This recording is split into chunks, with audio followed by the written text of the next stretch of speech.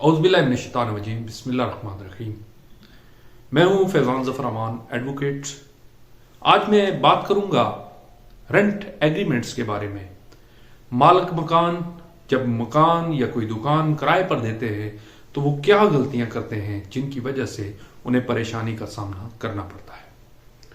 मालिक मकान जब भी कोई मकान या दुकान किराए पर देते हैं तो वो बहुत सारी गलतियां कर बैठते हैं जिन्हें उन्हें बाद में भुगतना पड़ता है।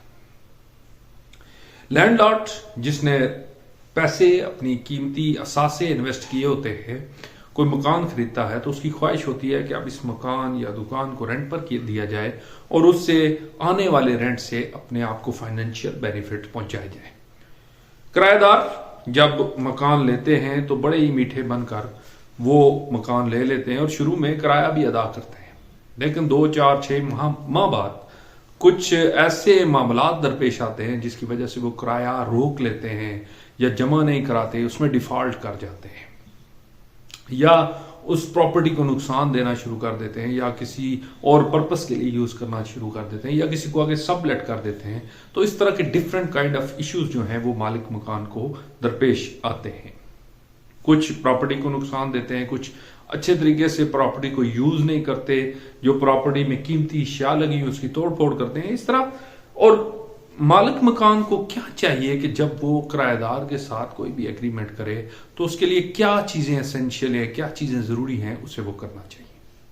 सबसे पहले जो ब्लंडर मालिक मकान की तरफ से किया जाता है वो तो उस जो एग्रीमेंट है उसको सादा लिखा जाता है।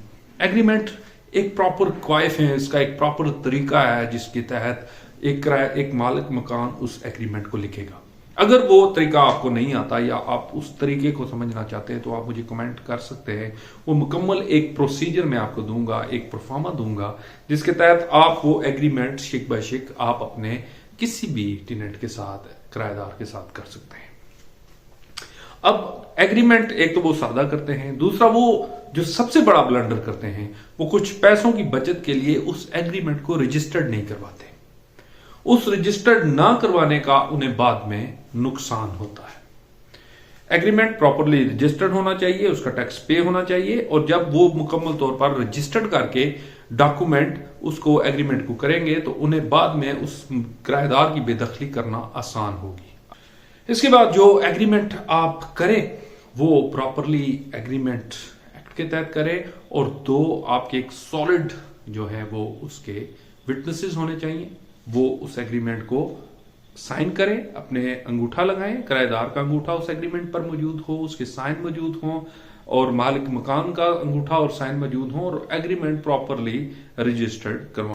इसके बाद जो सबसे मेन चीज है कि जो मालिक मकान है वही आगे एग्रीमेंट करे। ये नहीं कि वो अपने किसी भतीजे, अपने किसी बेटे, अपने किसी भी और फर्द को, अपनी बीवी को या किसी भी और फर्द को ये कहकर भेज दे कि आप इसके साथ एग्रीमेंट कर ले, तो वो एग्रीमेंट जो है वो फिर उसको लेंथी कानूनी प्रोसेस में डाल देगा।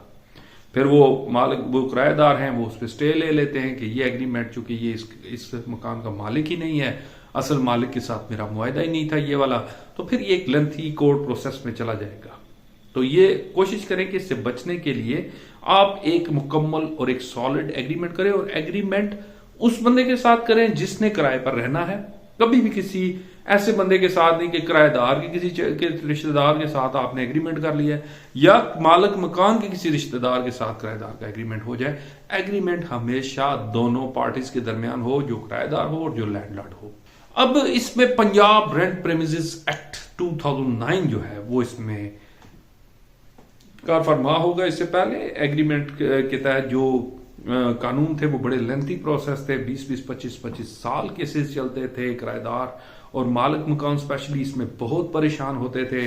वो स्पेशली वो मकान रेंट पर नहीं देते थे इस वजह से कि ये हम अगर रेंट पे देंगे तो वो एक लेंथी प्रोसेस पे चले जाएंगे। इसके बाद रेंट प्रेमिसेस एक्ट 2009 बनाया गया जिसमें सारे फॉल्ट्स को निकाल कर एक अच्छा मजबूत निजाम दिया गया जिसके तहत एक मालिक मकान जो है वो किराएदार को इजीली बेदखल कर सकता है। रेंट प्रेमिसेस एक्ट की सेक्शन 13 वो ग्राउंड्स बताती है कि कौन से ग्राउंड्स पर एक मालिक मकान किसी भी किराएदार को अपने वहां से, मकान से या दुकान से निकाल सकता है, एजेक्टमेंट पिटीशन दायर कर सकता है। किस वजूहात की बिना पर।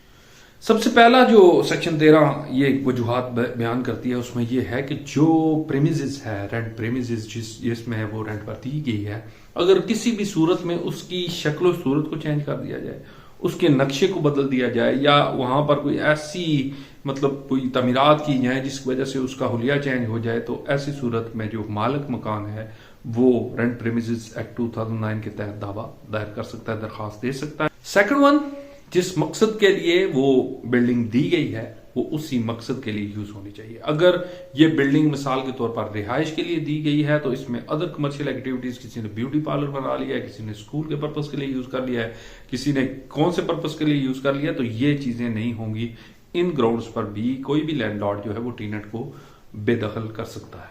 इसके बाद जो सेक्शन 13 एक और ग्राउंड बताती है वो है अगर जो आपका टेनेंसी एग्रीमेंट है वो एक्सपायर हो जाए तो उस सूरत में भी आप टेनेंसी एक्ट के तहत बेदखली मांग सकते हैं। और चौथी जो अहम सूरत है, अगर किराएदार किसी सूरत में भी किराया ना दे, डिफॉल्ट कर जाए, 2, 3, 4 माह का किराया ना दे, 1-2 माह का किराया ना दे, तो उसमें फौरन जो मालिक मकान है वो रेंट प्रेमिसेस एक्ट के तहत दावा दायर कर सकता है। इसके अलावा जो पांचवी रीजन है वो जो एग्रीमेंट होता है लैंडलॉर्ड और टेनेंट के दरमियान, उसमें शिकें रखी जाती हैं, जो मैं पहले भी बता चुका हूं कि अगर आपको उन शिकों की जरूरत है तो वो 1 by 1 मैं शिक आपको भेज सकता हूं, आप मुझसे रब्ता कर सकते हैं। और वो शिकें जो एग्रीमेंट की हैं, जो एग्रीमेंट्स के ज़िमनात लिखे गए हैं, अगर उनको ब्रीच ऑफ एग्रीमेंट किया जाए, उस पर अमल दरामद न किया जाए, जो भी आपके आपस में बैठकर जो तय हुए थे मसाइल या एग्रीमेंट के जो तय हुए थे आपके पॉइंट्स, उन पर पूरा ना उतरा जाए तो लैंडलॉर्ड जो है वो उसके तहत एजेक्टमेंट मांग सकता है। सबसे अहम बात, कोई भी लैंडलॉर्ड है वो एक बंद घर है, एक बंद दुकान है, तो वो अपनी प्रॉपर्टी के अंदर एक नोटिस के साथ या प्रायर टू फोन करके या किसी भी सूरत में वो अंदर आने की इजाजत लेकर अपनी प्रॉपर्टी को मुकम्मल तफसीली चेक कर सकता है।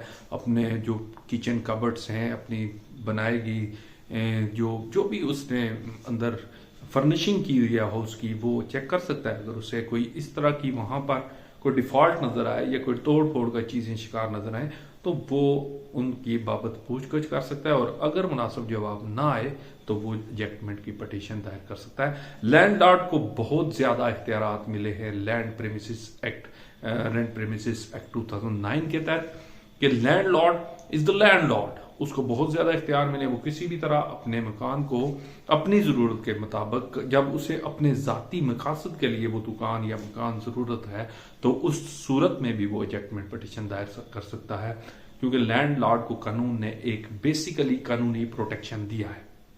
लैंडलॉर्ड जब दरखास्त दायर करेगा तो उसके साथ जो विटनेसेस की शहादत, बयान हल्फी, वो उसके साथ ही दायर कर देगा। और अगर उसने रजिस्ट्रेशन एक्ट के तहत उस मुआहदे को रजिस्टर्ड करवाया हुआ है तो उस पर किसी किस्म की कोई भी जो है वो पेनल्टी नहीं लगेगी। और अगर उसने एग्रीमेंट को रजिस्टर्ड नहीं करवाया हुआ तो 10% के हिसाब से 1 साल के किराए पर उसे 10% कोर्ट में जमा करवाना होगा। इसके बाद उसकी पटिशन जो है वो नोटिस होंगे, और प्रायर टू द दरखास्त जो एजेक्टमेंट की है उसकी दरखास्त से पहले उसे कम से कम 15-20 दिन पहले नोटिस भेजना होगा, महीना पहले नोटिस भेजना होगा किराएदार को कि आपकी इन वजूहात की वजह से मैं आपसे दुकान या मकान खाली करवाना चाहता हूं, तो आप इसको या तो खाली कर दें, या वो अगर वो वजूहात या वो पूरी कर दे तो अदरवाइज वो नोटिस वहीं पे खत्म हो जाएगा। अगर वो उन चीजों पर पूरा नहीं उतरता तो उस सूरत में आफ्टर द नोटिस एजेक्टमेंट की पटिशन दायर होगी, दरखास्त दायर होगी, और दरखास्त के अंदर जब आप इसमें जो किराएदार है उसको फौरन मौका नहीं दिया जाए ताकि आप दरखास्त का जवाब दें। इससे पहले उसको लीव टू डिफेंड फाइल करनी पड़ती है, उस पर बहस होती है। अगर जज रेंट ट्रिब्यूनल का ये समझे कि ये चीज जो बयान की जा रही है ये तो प्राइमा फेशी केस है, इसमें तो कोई ऐसा मसला नहीं है, तो वो उसी दरखास्त पर फौरन इजेक्टमेंट के ऑर्डर भी कर सकता है। और अगर मामला किसी तरह भी शहादत तलब हुआ तो जज फौरन शहादत तलब करेगा, ये समरी ट्रायल होगा और जल्द अज जल्द इस केस का फैसला कर दिया जाएगा। और ये कानून ने लैंडलॉर्ड को ये तहफ़्फ़ुज़ दिया गया है। Thank you so much for the patience listening. आप सबका बहुत शुक्रिया। अल्लाह हाफिज।